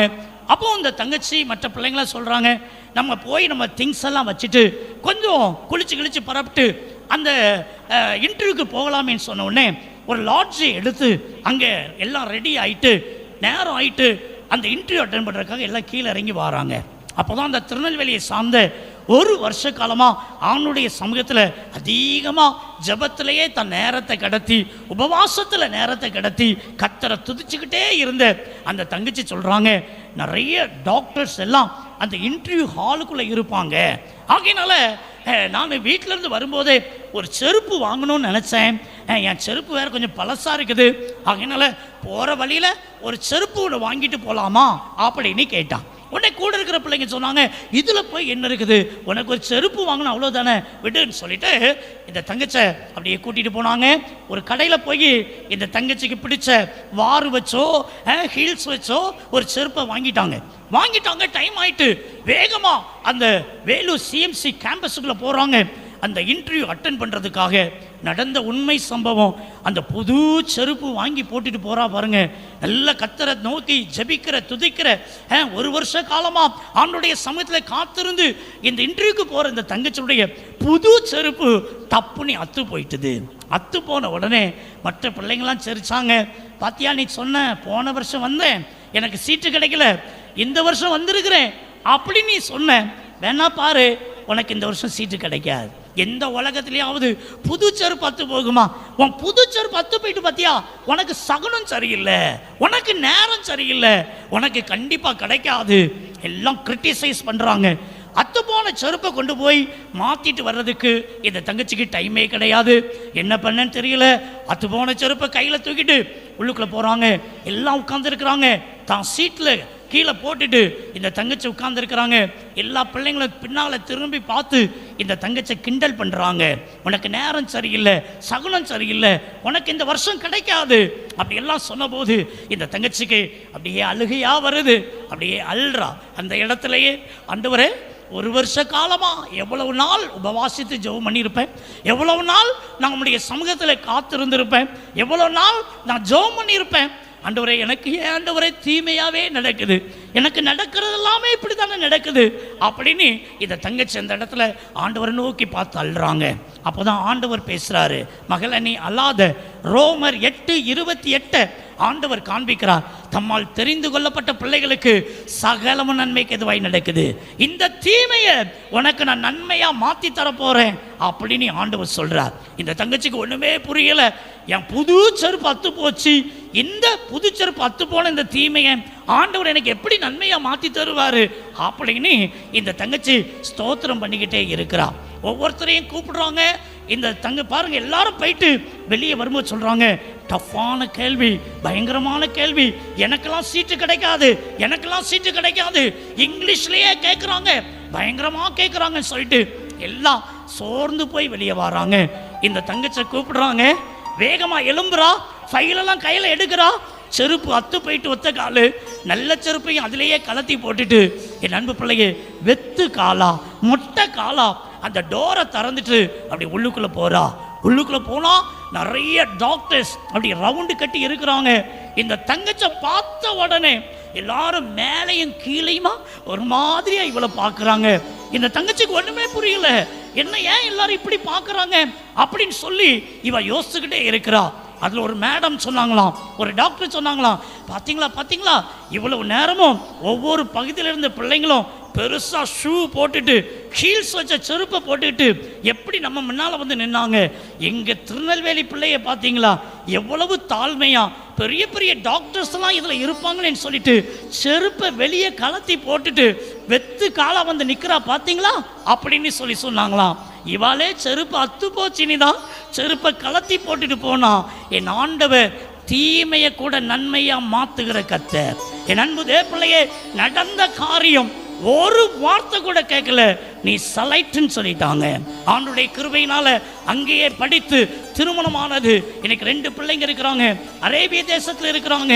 விடுமுறை நாட்களில் எங்கள் வீட்டு பக்கம் வந்தானா ஜெபம் பண்ண வருவாங்க. சொல்லுவாங்க, அண்ணே நல்ல வேலை செருப்பு அத்து போச்சு, அண்ணே செருப்பு மாத்திரம் அத்து போகலன்னா என்கிட்டையும் டஃப்பான கேள்வி கேட்டிருப்பாங்க, எனக்கு சீட்டு கிடைக்காம போய் இருக்கும். ஆனால் கர்த்தர் என் தீமையை கூட எனக்கு நன்மையாக மாற்றி கொடுத்தாரு. ஒரே ஒரு காரியம், ஆண்டுடைய சமூகத்தில் ஜெபிக்கிற பிள்ளைங்களை, துதிக்கிற பிள்ளைங்களை, அவரை நோக்கி பார்க்கிற பிள்ளைங்களை கைவிடவே மாட்டார். கரங்களை தட்டி கர்த்தரை மகிமைப்படுத்துங்க. ஹல்லேலூயா, ஹல்லேலூயா. சங்கீதம் 9:10 சொல்லுகிறது, அவரை தேடுகிற பிள்ளைகளை அவர் கைவிட மாட்டாரு. இன்னைக்கு அன்புக்குரிய தேவ பிள்ளையே, நீ யூதாவாக மாறு, அவர் உன்னை கைவிட மாட்டாரு. ஹல்லேலூயா. என் அன்புக்குரிய தேவனுடைய பிள்ளைகளை, கடைசியாக ஒரு காரியத்தை சொல்லி உங்களுக்காக நான் ஜெபிக்க போகிறேன். ஏசாயாவின் புஸ்தகம் 42ஆம் அதிகாரம் அதன் 16வது வசனத்தை ஒருவர் வாசிக்க கேட்கலாமா? ஏசாயா தீர்க்க தரிசன புஸ்தகம் 42:16 நாம் வாசிக்க கேட்கலாம். குருடர்களை அவர்கள் அறியாத வழியிலே நடத்தி, அவர்களுக்கு தெரியாத பாதைகளில் அவர்களை அழைத்து கொண்டு வந்து, அவர்களுக்கு முன்பாக இருளை வெளிச்சமும் கோணலை செவ்வையும் ஆக்குவேன். இந்த காரியங்களை நான் அவர்களுக்கு செய்து அவர்களை கைவிடாதிருப்பேன். அல்லேலூயா. ஆண்டவர் யாரை கைவிட மாட்டார் தெரியுமா? நல்லா கவனிங்க. குருடர்களை கர்த்தர் கைவிட மாட்டார். கரங்களை தட்டி கர்த்தரை மகிமைப்படுத்துங்க. ஹல்லேலூயா, ஹல்லேலூயா. என் அன்புக்குரிய தேவனுடைய பிள்ளையே, கவனிங்க, கவனிங்க. குருடர் என்று சொல்லி நம்ம சொல்லக்கூடாது, பார்வையற்றவர்கள் என்று தான் நம்ம சொல்லணும். ஒருவேளை அவங்க கண் தெரியாத ஒரு நிலைமையில் இருக்கிறவங்களை பார்த்து நம்ம குருடர் என்று சொன்னால் அவங்களுடைய மனது பாதிக்கப்படும் என்று சொல்லி சொல்கிறாங்க. ஆகையினாலே பார்வையற்றோர் என்று நாம் சொல்ல வேண்டும் என்று சொல்லுகிறாங்க. சரி, நல்லா கவனிங்க.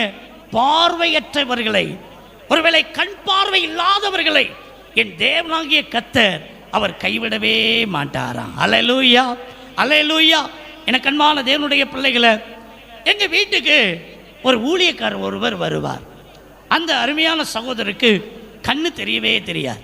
என் அன்புக்குரிய தேவனுடைய பிள்ளைகளை, அவருடைய பெயர் சாம்சன் பால் என்று சொல்லி அந்த அருமையான அன்பு சகோதரர் சில நேரம் நான் இல்லாத நேரத்தில் எங்கள் வீட்டில் வந்து எனக்காக காத்திருப்பார். நான் அவர் இருக்கிறார் தெரிஞ்ச உடனே அப்படி மெதுவாக வீட்டுக்குள்ளே என்ட்ராகி உள்ளுக்குள்ளே வந்த உடனே, ராபர்ட் ஜெபசிங் அண்ணன் பிரைஸ் தி லார்ட் என்று அவர் சொல்லுவார். நான் அசந்து போயிடுவேன். நான் கேட்பேன், அண்ணன் உங்களுக்கு தான் கண்ணே தெரியாத, 2 கண்ணுமே தெரியாத, உங்களுக்கு எப்படி அண்ணன் என்ன நீங்கள் அடையாளம் கண்டுக்கிடுறீங்க என்று நான் கேட்பேன். அப்போ அவர் சொல்லுவார், அண்ணன் ஒரு கண்ணில் கொஞ்சம் போல ஒரு சின்ன ஒளி, ஒரு நிழல் மாதிரி அப்படி தெரியும் பார்த்துடுங்க, ஒத்த கண்ணில். அந்த கண்ணை வச்சு எல்லாரும் எனக்கு அடையாளம் கண்டுபிடிக்க முடியாது. நான் ரொம்ப நேசிக்கிறேன் பாருங்க, அப்படிப்பட்டவங்கள நான் அடையாளம் கண்டுபிடிச்சிருவேன். அதான் நீங்கள் எவ்வளோ மெதுவாக வந்தால் கூட உங்களுடைய சாயலை வச்சே இது ராபர்ட் ஜெபசிங் அண்ணன் அப்படின்னு நான் சொல்லிடுறேன் என்று அவர் கூறினார். ஒரு நாள் எங்கள் வீட்டில் நான் ப்ரேயர் பண்ணி கொண்டிருந்தேன். எங்கள் வீட்டில் ஒரு ஜெப கூடாரம், அந்த ஜெப கூடாரத்தில் உட்காந்து நான் ஜெபம் பண்ணிட்டு இருந்தேன். ஒரு காலை வேலை ஒரு 10-10:30 மணி இருக்கும். அன்பு சகோதரர் என்னை தேடி வந்தார். என்னுடைய கதவை தட்டினார். கதவை திறந்த, அண்ணன் இந்த மாதிரி ஒரு டீச்சருடைய வீட்டில் ஜெபிக்கிறதுக்கு என்னை கூப்பிட்டுருக்காங்க, நீங்கள் கொஞ்சம் வந்து உங்கள் பைக்கில் கொண்டு போய் விட்டுற முடியுமா என்று என்னிடத்துல கேட்டார். நான் ஜெபித்து கொண்டிருந்தேன். என்னாலும் பார்வையற்ற ஒரு ஊழியக்காரர், அவருக்கு நம்ம ஒரு உதவி செய்யணுமே சொல்லிட்டு அவரை என் பைக்கில் ஏற்றிக்கிட்டு நான் அந்த குறிப்பிட்ட டீச்சர் வீடு எனக்கு தெரியும், அவங்க வீட்டில் விடுறதுக்காக அவரை கூட்டி கொண்டு போய் கொண்டிருந்தேன். அப்படி நல்ல மெயின் ரோட்டில் அப்படி போயிட்டு இருக்கிறேன். அவருக்கு பார்வையற்ற மனிதர், ஆகையினால ஸ்லோவாக அவரை வச்சு கூட்டிகிட்டு போயிட்டு இருக்கிறேன். என் அன்பு பிள்ளையை திடீரென்று சொல்லி பின்னால் இருந்து சத்தமாக சொன்னார், ராபர்ட் அண்ணே வண்டியை நிப்பாட்டுங்க, வண்டியை நிப்பாட்டுங்க, ஒரு நாய் நம்மளை துரத்திட்டு வருதுண்ணே, ஒரு நாய் நம்மளை துரத்திட்டு வருதுண்ணே, வண்டியை நிப்பாட்டுங்க நிப்பாட்டுங்கன்னு ஒரே கத்து. என் அன்பு பிள்ளைகள், அந்த சைடு அந்த கண்ணாடியில் எட்டி பார்க்குறேன். அவர் சொன்ன மாதிரி உண்மையாகவே ஒரு நாய் ஒன்று பயங்கர ஸ்பீடாக என் வண்டிக்கு பின்னால் வருது. ஆகையினால நான் ரொம்ப ஜாக்கிரதையாக வண்டியை ஸ்லோ பண்ணி என் கால் 2ஐயும் கீழே ஊனி நிற்கிறேன்.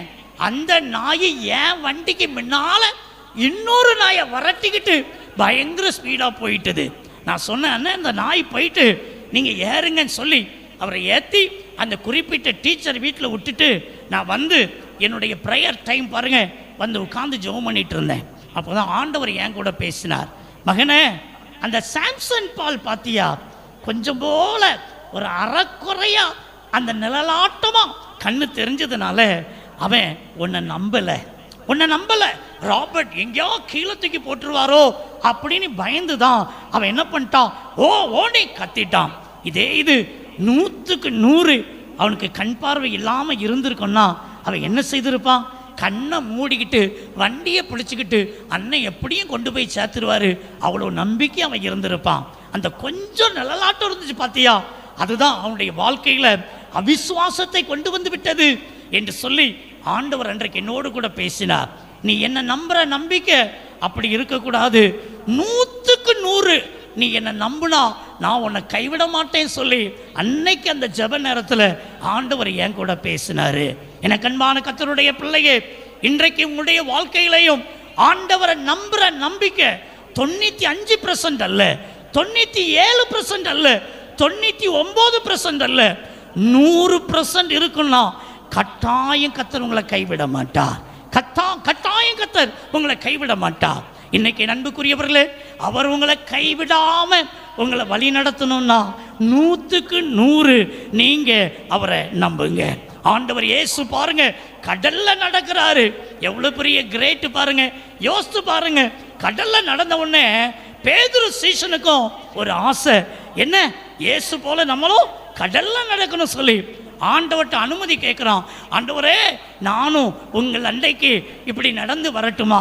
ஆண்டவர் அனுமதி கொடுத்துட்டார், நீ நடந்து வான்னு சொல்லி சூப்பராக நடக்கிறான். என் அன்பு பிள்ளைய தண்ணி மேலே கடல் மேலே அற்புதமா அவன் நடந்து வாரான். ஆண்டவரை நோக்கி பார்த்து நடக்கிற வரைக்கும் அவன் வாழ்க்கையில் பிரச்சனை இல்லை. எப்போ அந்த தண்ணீரை பார்த்தானோ, எப்போ அந்த கடல் அலைய பார்த்தானோ, எப்போ அந்த கொந்தளிப்பை பார்த்தானோ, எப்போ அந்த சத்தத்தை கேட்டானோ, என் அன்பு பிள்ளையே, இந்த பைபிள் சொல்லுகிறது அவன் மூழ்கி போனான். எனக்கு அன்பான கர்த்தருடைய பிள்ளையே, இன்னைக்கு அநேகருடைய வாழ்க்கையில் ஆண்டவரை நோக்கி பார்த்து நடக்கிற வரைக்கும் அவங்க கைவிடப்படவே மாட்டாங்க.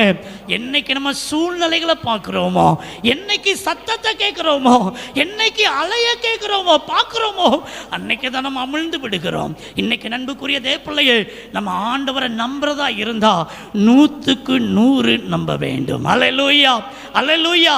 நீங்க அப்படி நம்பும் போது அவர் உங்களை கைவிட மாட்டார். என்னுடைய பெயர் ராபர்ட் ஜெபசிங். நாசரேத்தை மையமாய் வைத்து கர்த்தரின் பாதம் என்கிற ஊழியத்தை என் அன்புக்குரியவர்களே கடந்த 26 ஆண்டு காலமாக முழு நேரமாக இந்த ஊழியத்தை நான் செய்து வருகிறேன். என்னுடைய இளம் வயதை ஆண்டவர் இயேசு கிறிஸ்துவுக்கு ஊழியம் செய்வதற்காக என்னை நான் ஒப்பு கொடுத்தேன். என்னுடைய தாத்தா ஒரு குருவானவர். நம்முடைய இந்த திருநெல்வேலி திருமண்டலத்தில் அநேக இடங்களில் அவங்க போதகராக பணியாற்றினாங்க. என்னுடைய தாத்தாவை போல ரெவரண்ட் ஏவி ராபர்ட் சைமன் என்பது அவங்களுடைய பெயர். எங்கள் தாத்தா மாதிரி நானும் ஐயர்வாள் ஆகணும்னு என் வாழ்க்கையை ஒப்பு கொடுத்தேன்.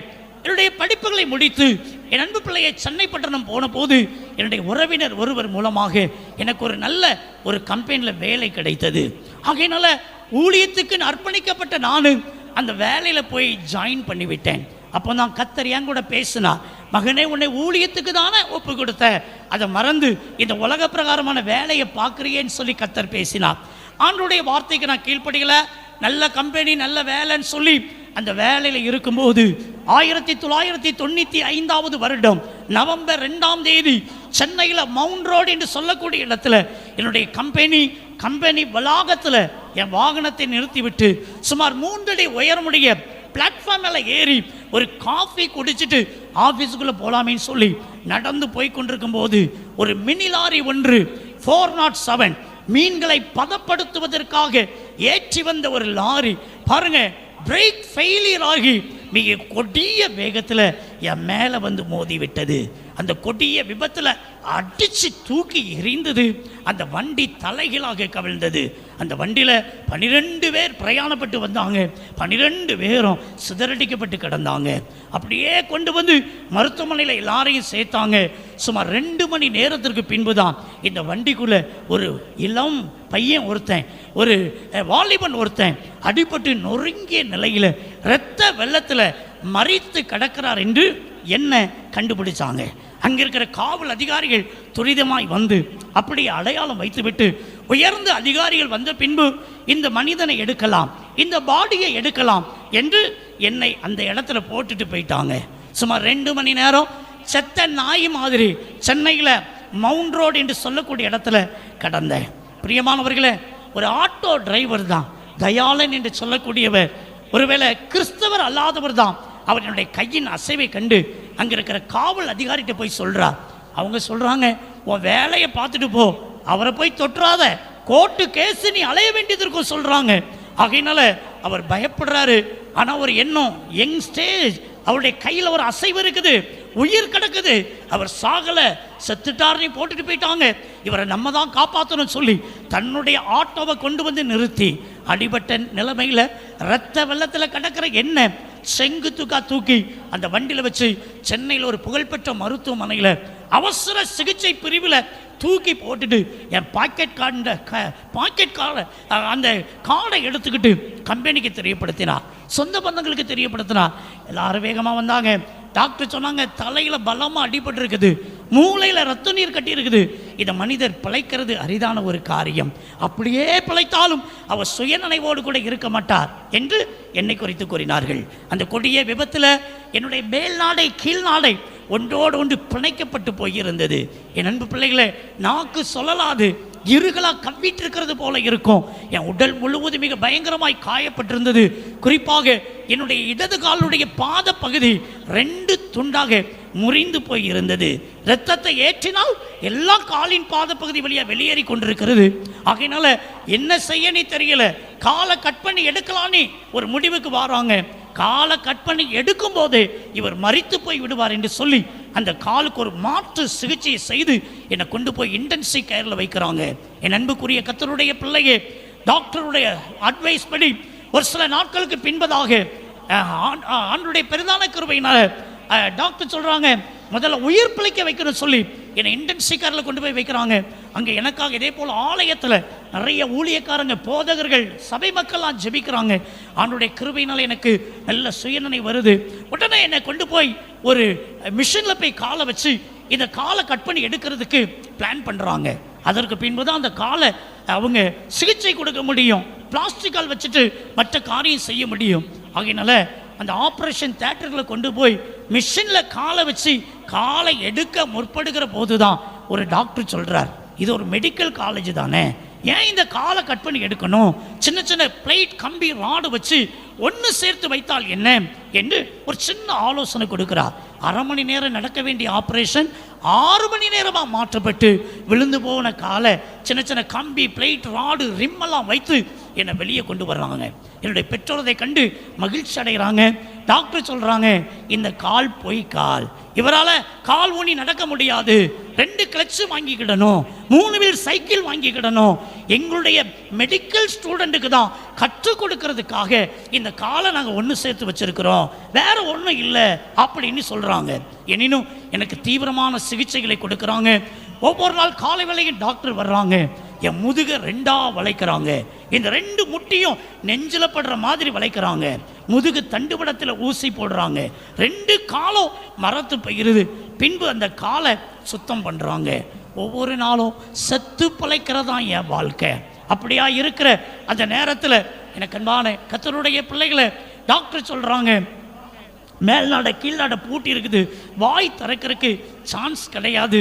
ஆகினால இவருக்கு ஒரு தொண்டையில் ஒரு துவாரம் இட போகிறோம், இதனால் அவருக்கு நீர் ஆகாரம் கொடுக்கலாம் சொல்கிறாங்க. உடனே என்னுடைய பெற்றோர் சரின்னு சொல்கிறாங்க. ஆப்ரேஷன் தியேட்டருக்குள்ளே கொண்டு போயாச்சு. அங்கே போய் இந்த தொண்டையில் துவாரம் இட போகிற போது தான் டாக்டர் சொல்கிறாங்க, இது ரொம்ப பயங்கரமான ஆப்ரேஷன், ஒருவேளை உங்கள் பிள்ளை மரித்து போனாலும் போயிடலாம், நீங்கள் கையெழுத்து வச்சு தாங்கன்னு சொல்லி கேட்குறாங்க. எங்கள் அப்பாவுக்கு 4வது பையன் நான். எங்கள் அப்பா ஆப்ரேஷன் தியேட்டருக்குள்ளே இருந்து என்னை செங்கு தூக்கா தூக்கிட்டு என் பிள்ளை மரித்து போவான்னு சொன்னால் இந்த ஆப்ரேஷன் பண்ண வேண்டாம் சொல்லி என்னை அப்படியே வெளியே கொண்டு வந்துட்டாங்க. என் அன்புக்குரிய எல்லா டாக்டர்களும் வந்து சொன்னாங்க, உங்கள் வாழ்க்கையின் கெடுதிக்கு காரணமே உங்கள் அப்பா தான் சொல்லி. என் அன்பு பிள்ளைய பேச முடியாதவனாக எங்கள் அப்பாவை நோக்கி நான் கை நீட்டி என் வாழ்க்கை போயிட்டேன்னு சொன்னபோது தன் தலையில் கையை வைத்து அழுது கொண்டு அந்த அறையை விட்டு வெளியே கடந்து போனாங்க. ஒவ்வொரு நாள் காலை வேளையில் டாக்டர்ஸ் வருவாங்க. வழக்கம் போல என்னுடைய முதுகு தண்டுவடத்தில் ஊசி போடுவாங்க. 2 காலம் மறுத்து போயிடும். பின்பு அந்த காலை சுத்தம் செய்வாங்க. நரக வேதனையாக இருக்கும். ஒரு நாள் காலையில் ஒரு டாக்டர் ஒருத்தர் வர்றார். இந்த கால் எப்படி இம்ப்ரூவ்மெண்ட் ஆகிருக்குன்னு சொல்லி பார்ப்பார். நல்லா இருந்தால் தொடர்ந்து சிகிச்சை, இல்லாட்டா முட்டுக்கீழே காலை கட் பண்ணி எடுத்துட்டு பிளாஸ்டிக் கால் வச்சிடலாம் என்கிற முடிவுக்கு வந்துட்டாங்க. அந்த டாக்டருடைய வருகைக்காக எல்லாரும் வெளியே வெயிட் பண்ணிட்டு இருக்கிறாங்க. எனக்கு கொடுக்கப்பட்டிருக்கிற அறையில் படுத்த படுக்கையா நான் இருக்கிறேன். என் அன்பு கர்த்தருடைய பிள்ளையே, ஒரு காலை வேலை எது திடீரென்று சொல்லி அந்த அறைக்குள்ள ஒருத்தர் வர்றதை நான் பார்த்தேங்க. என்னுடைய படுக்கையின் பக்கத்தில் ஒரு கை மட்டும்தான் நான் தெளிவாக பார்த்தேன்.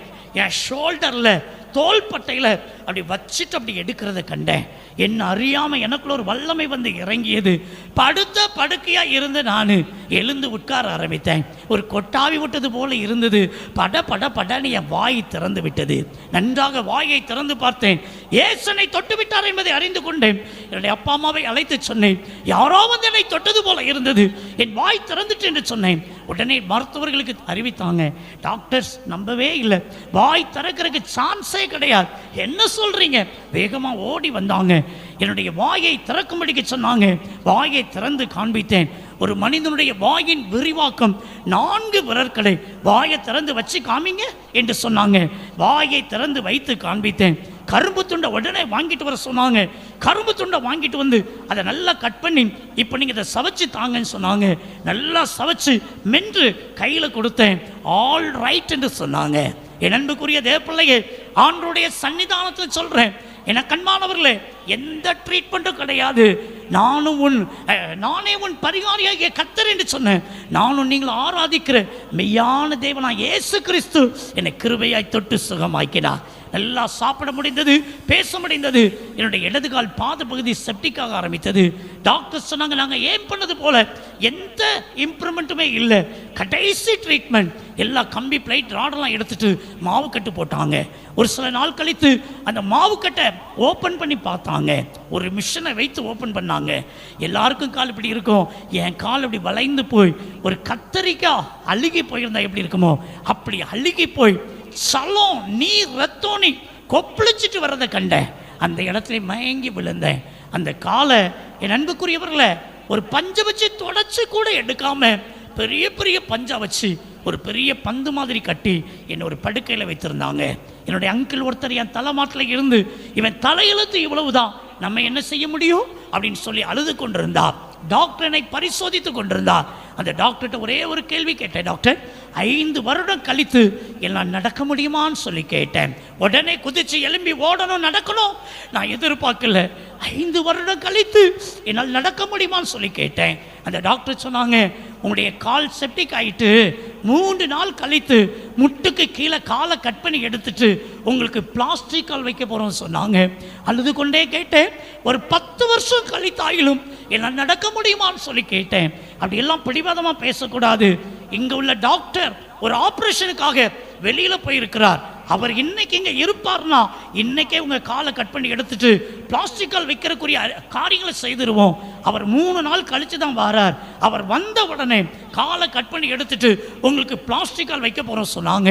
என் அன்புக்குரியவர்களே, என் உள்ளத்தில் எழுந்த ஒரே ஒரு எண்ணம், இனி இந்த உலகத்தில் வாழ்ந்து எண்ணத்திற்கு, ஒரு நொண்டியாய் வாழ்ந்து எண்ணத்திற்கு உலகில் வாழ்வதை விட சாவது மேல் என்கிற ஒரு எண்ணத்தில் தள்ளப்பட்டேன். என் அன்புக்குரியவர்களே, என்னுடைய பெரியப்பா மக அவ ராணிப்பேட்டை வேலூர் என்று சொல்லக்கூடிய இடத்துல அவங்க இருக்கிறாங்க. அவங்க வீட்டில் தான் நான் படித்து வளர்ந்தது பாருங்க. அவங்க என்னை பார்க்கறதுக்காக வந்தாங்க. அழுதுகிட்டே இருக்கிறாங்க. ஒரு 3 நாள் கழிச்சு தானே ஆப்ரேஷன், ஒரு சின்ன சேஞ்சுன்னு சொல்லிட்டு டாக்டர்கிட்ட பெர்மிஷன் வாங்கிட்டு அவங்க வந்த காரில் என்னை தூக்கி வைத்து அவங்க வீட்டுக்கு என்னை கூட்டிகிட்டு போனாங்க. என் மனசில் இருந்த எண்ணம், இந்த ஹாஸ்பிட்டலில் சூசைட் பண்ண முடியாது, தற்கொலை பண்ண முடியாது. டாக்டர்ஸ் நர்ஸ் இருக்கிறாங்க. அக்கா வீட்டுக்கு கூட்டிட்டு போறாங்க, அங்க செத்து ஒளிய வேண்டியதுதான் என்கிற எண்ணத்துல கடந்து போனேன். என் சகோதரி வீடு வந்தது, செங்குத்துக்கா தூக்கிட்டு போய் ஒரு பெட்டில் கொண்டு போய் கிடத்தினாங்க. என் அன்புக்குரியவர்களே, அப்பதான் ஒரு நற்செய்தியை நான் கேள்விப்பட்டேன். தினகரன், பால் தினகரன், இயேசு அழைக்கிறார் நற்செய்தி பெருவிழா. வேலூர் மாவட்டத்தில் காட்பாடி என்று சொல்லக்கூடிய இடத்துல ஒரு கல்லூரி வளாகத்தில் இந்த கூட்டம் நடக்குதுன்னு சொல்லி, நான் இருக்கிற இடமும் அந்த மீட்டிங் நடக்கிற இடமும் ரொம்ப பக்கத்தில். என் அன்பு பிள்ளையே, எனக்குள்ள இருந்த தற்கொலையின் எண்ணங்கள் அப்படியே மறைந்தது. அப்படியே ஒரு இருள் என்னை விட்டு விலகி போனது. எனக்குள்ள ஒரு நம்பிக்கை பிறந்தது. இயேசு எனக்கு வாழ்வு கொடுப்பா, இயேசு எனக்கு ஜீவன் கொடுப்பா, இயேசு எனக்கு சுகம் தருவா. இயேசு அழைக்கிறார் கூட்டத்தில் முத வரிசையில் உட்கார்ந்து எண்ணற்ற அற்புதங்களை எல்லாம் நான் கண்ணார கண்டிருக்கிறேன். எனக்கும் சுகம் தருவார் என்ற நம்பிக்கை பிறந்தது. எங்கள் வீட்டில் உள்ளவங்களை கூட்டு சொன்னேன், என்னை கூட்டிட்டு போங்கன்னு சொல்லி. எல்லாம் சொன்னாங்க, இந்த காலை வச்சுட்டு உன்னை எப்படி கூட்டிட்டு போறது? தலைக்கு மேலே தலையினை அடுக்கி வச்சு படுத்த படுக்கையாக தான் வச்சிருப்பாங்க. ரத்தம் சீல் நீரிண்டு வடிந்து கொண்டே இருக்கும். 3 நாள் கழிச்சு கட் பண்ணி எடுக்க போறாங்க. உன்னை எப்படி கூட்டிட்டு போறது? நான் சொன்னேன், என்னை எப்படியாவது கூட்டிட்டு போங்க. ஒரு மனிதனுக்கு கடைசி ஆசையை நிறைவேற்றுவது போல ஏதோ சொல்றானேன்னு சொல்லிட்டு கார் ஒன்றை ஒழுங்கு பண்ணி படுத்த படுக்கை வைத்து அழைத்து கொண்டு போனாங்க. பல கற்பனையோடு கூட கடந்து போனேன். காலம் சென்ற டிஜிஎஸ் தினகரன் அங்கிள் அப்போ உயிரோடு கூட இருந்தாங்க. அவங்க தான் செய்தி கொடுப்பாங்க. நடக்க முடியாத என்னை கொண்டு போய் அந்த ஸ்டேஜில் போய் வைப்பாங்க. அந்த ப்ரேயர் டைமில் டிஜிஎஸ் தினகரன் அங்கிள் வந்து என்னை தொட்டு ஜெபிப்பாங்க. ஏசப்பா எனக்கு சுகந்தருவா என்ற நம்பிக்கையோடு கூட அந்த கூட்டத்துக்கு கடந்து போனேன். நடந்த காரியம் என்ன தெரியுமா? கூட்டம் நிரம்பி வலியுது. அந்த கிரவுண்டுக்குள்ளே போக முடியாது சொல்லிட்டு கிரவுண்டுக்கு வெளியில் மரத்துக்கு அடியில் என் கார் போய் நின்றது. கார் டிரைவர் எனக்கு துணைக்கு வச்சுட்டு என்னை கூட்டிகிட்டு போன என் சொந்த பந்தங்கள் எல்லாம் இறங்கி அந்த மைதானத்துக்குள்ளே போயிட்டாங்க.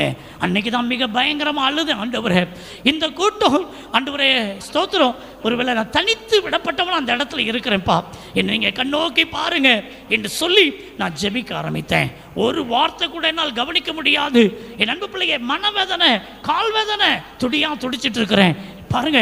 அந்த செய்தி வேலை முடிந்து ஜெப வேலை வந்தது. நான் ஊக்கமாக ஜெபிக்க ஆரம்பித்தேன்.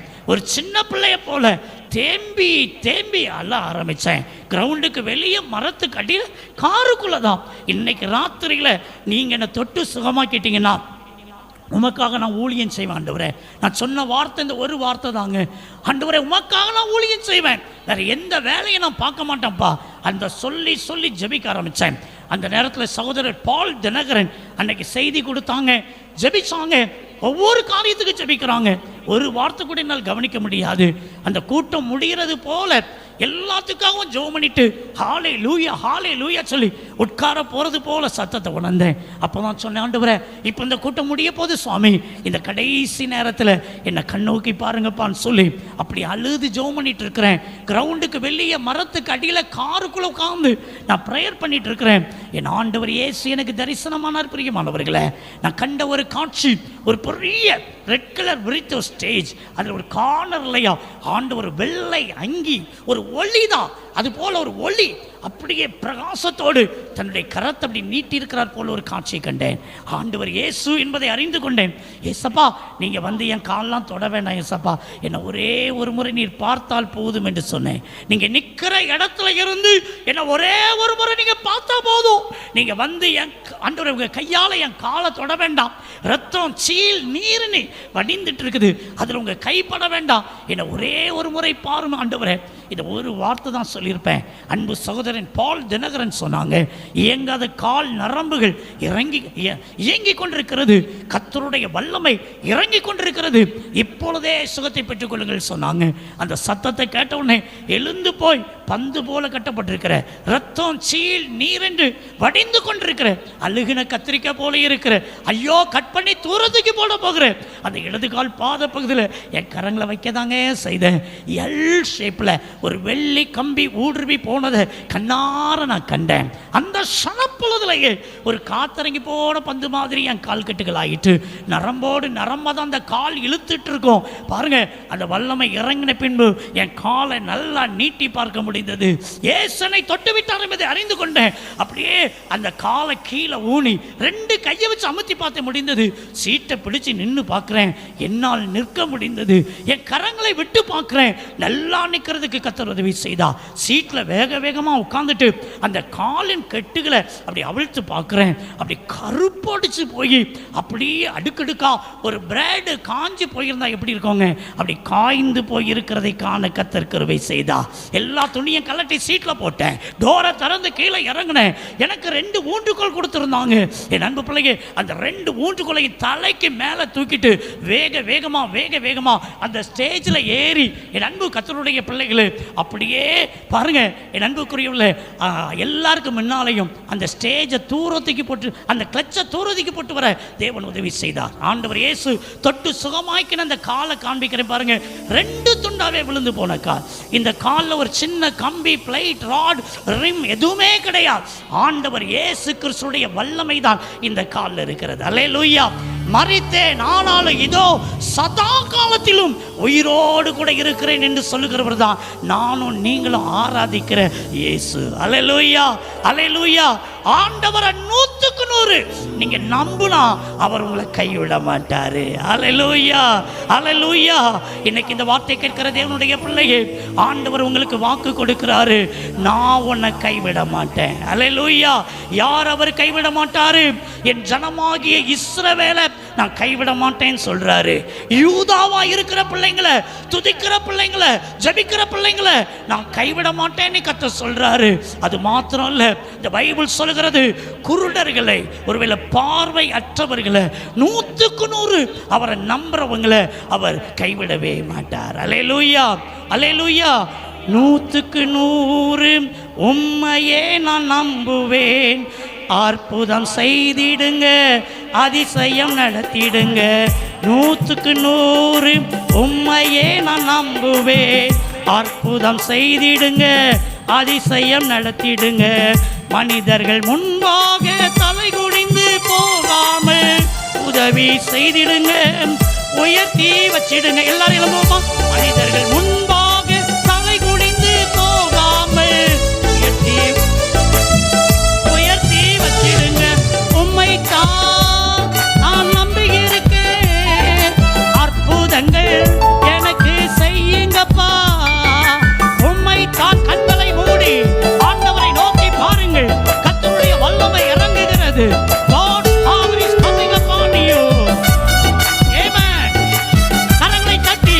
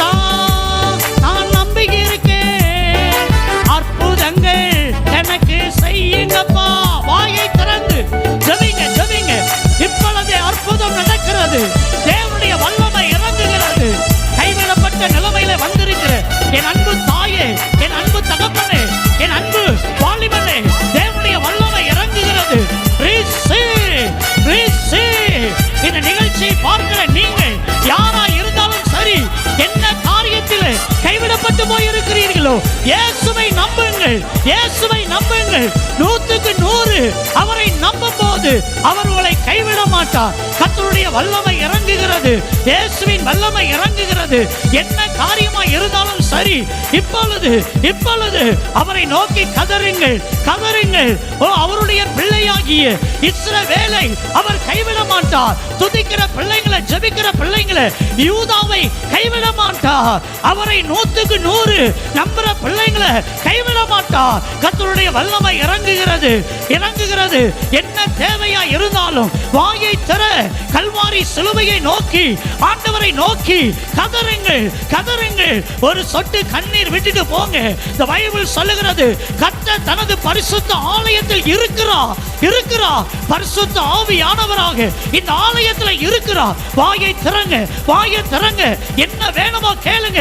என் நாமத்தின் நிமித்தமாய் நீங்க எதை கேட்டாலும் தருவேன், எதை கேட்டாலும் தருவேன். தடைகள் மாறுகிறது, கட்டுகள் கட்டவிழ்க்கப்படுகிறது, கர்த்தருடைய வல்லமை இறங்குகிறது. வியாதி உள்ள இடத்துல, பலவீனம் உள்ள இடத்துல கரங்களை வையுங்கள். Be healed, be healed. இயேசுவின் வல்லமை, இயேசுவின் வல்லமை. இந்த நிகழ்ச்சியை பார்த்து கொண்டிருக்கிற என் அன்பு சகோதரனே, என் அன்பு சகோதரியே, என் அன்பு தாயே, கர்த்தருடைய வல்லமை உங்களை தொடுகிறது. பெற்றுக்கொள்ளுங்க விடுதலையை, சுகத்தை பெற்றுக்கொள்ளுங்க. ஹல்லேலூயா, ஹல்லேலூயா. நான் உனக்கு சொன்னதை செய்யும் அளவும் உன்னை கைவிடுவதில்லை, உன்னை கைவிடுவதில்லை. இந்த வாக்குத்தத்தத்தை பிடித்துக் கொள்ளுங்கள். கர்த்தருடைய வல்லமை இறங்குகிறது, இறங்குகிறது. படிக்கிற பிள்ளைகள் மீது ஓ கர்த்தருடைய வல்லமை இறங்குகிறது. என்னென்ன காரியத்துக்காக ஜெபிக்கிறீங்களோ, ஆண்டவரே இந்த சப்ஜெக்ட்ல ஐயோ நான் ரொம்ப வீக்கா இருக்கிறேன், எனக்கு நல்ல ஞானத்தை தாரும், என்னை கைவிடாதரும் என்று சொல்ற பிள்ளைங்க மேல ஆண்டவருடைய வல்லமை இறங்குகிறது. ஒரு விசேஷித்த ஞானம் இப்பொழுது இறங்குகிறது. ஓ ஜீசஸ், கர்த்தருடைய வல்லமை உன்னை தொடுகிறது. தங்கச்சி, தங்கச்சி, கர்த்தருடைய வல்லமை தொடுகிறது. பெற்றுக்கொள், பெற்றுக்கொள். கர்த்தருடைய வல்லமை, விசேஷித்த ஞானம், கர்த்தருக்கு பயப்படுதலே ஞானம். கர்த்தருடைய ஞானம் இறங்குகிறது, இறங்குகிறது.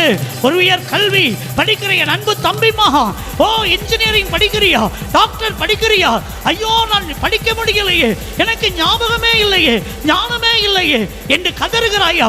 இன்னைக்கு கர்த்தர் உன்னை கைவிடாத தேவன் உன் அருகில் வந்திருக்கிறார், உன்னை ஆசீர்வதிக்கிறார், ஆசீர்வதிக்கிறார். என்னென்ன தேவை உண்டோ ஜெபியுங்கள். உங்கள் காரியத்துக்காக ஐயோ இந்த காரியம் என்னவாய் முடியுமோ, மனிதனை நான் பயந்து கொண்டிருக்கிறேனே, இந்த லேண்ட் காரியத்தில், ஐயோ இந்த பைனான்சியல் காரியத்தில், ஐயோ இந்த குறிப்பிட்ட வியாதி காரியத்தில் என்னவாய் முடியுமோ பயந்து போயிருக்கிற மகனே, மகளே, கர்த்தருடைய கரவனை தொடுகிறது.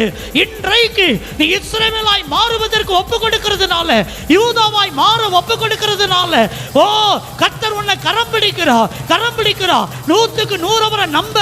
ஓ இன்னைக்கு நீ அவரை நம்புறதுனால உன்னை அவர் கரம் பிடிக்கிறார். கர்த்தருடைய வல்லமை இறங்குகிறது. நீ கைவிடப்படுவதில்லை, நீ கைவிடப்படுவதில்லை. கரங்களை தட்டி, கரங்களை தட்டி நன்றி இயேசு சுவாமி, நன்றி இயேசு சுவாமி. நீ சொல்ல சொன்ன வார்த்தையை சொல்லி இருக்கிறேன். இந்த நேரத்தில் யார் யார் ஐயோ நான் கைவிடப்பட்ட நிலைமையில் இருக்கிறேன் என்று புலம்புவார்களோ அவர்களை தொடுவீராக. எப்பேற்பட்ட தீராத வியாதியாய் இருந்தாலும், பரம்பரை வியாதியாய் இருந்தாலும், சாபத்தினால் வந்த வியாதியாய் இருந்தாலும் இப்பொழுது அவர்களை குணமாக்குவீராக. படுக்கை முழுவதுமாய், அந்த வியாதி படுக்கை முழுவதுமாய் மாற்றுவீராக. ஹல்லேலூயா. உடைய வல்லமை அப்படி இறங்குகிறதற்காக நன்றி, உடைய பிள்ளைகளை தொடுகிறதற்காக நன்றி. என்னென்ன காரியத்துக்காக இப்பொழுது தன்னுடைய மனதிலை நினைத்து, தன்னுடைய பிள்ளைகளின் திருமண காரியமாய் இருக்கலாம், வீடு கட்டுகிற காரியமாய் இருக்கலாம், ஆண்டவரே ஊழியத்தின் காரியமாய் இருக்கலாம், பிசினஸ் காரியமாய் இருக்கலாம், படிப்பு காரியமாய் இருக்கலாம், ஆண்டவரே பிள்ளைகளை குறித்த காரியமாய் இருக்கலாம். என்ன காரியமா இருந்தாலும் சரி, இப்ப ஜெபிக்கிற அந்த ஜெபத்துக்கு நீ பதில் கொடுப்பீராக, பதில் கொடுப்பீராக. ஆண்டவரே ஸ்தோத்திரங்க தாவே, நான் உன்னை கைவிடுவது இல்லை என்று சொல்லுகிறதற்காக தோத்திரம். இந்த வார்த்தை கொண்டு கத்த தொடர்ந்து பேசுங்கப்பா. ஆண்டவரே உம்முடைய கிருபையின் கரத்தில் ஒப்பு கொடுத்து ஜெபிக்கிறோம். எல்லா துதி கன மகிமையும் ஆண்டவர் இயேசு கிறிஸ்து ஒருவருக்கு மட்டுமே நாங்கள் செலுத்துகிறோம். இயேசுவின் நாமத்தில் ஜெபிக்கிறோம் எங்கள் ஜீவனுள்ள நல்ல பிதாவே, ஆமென்.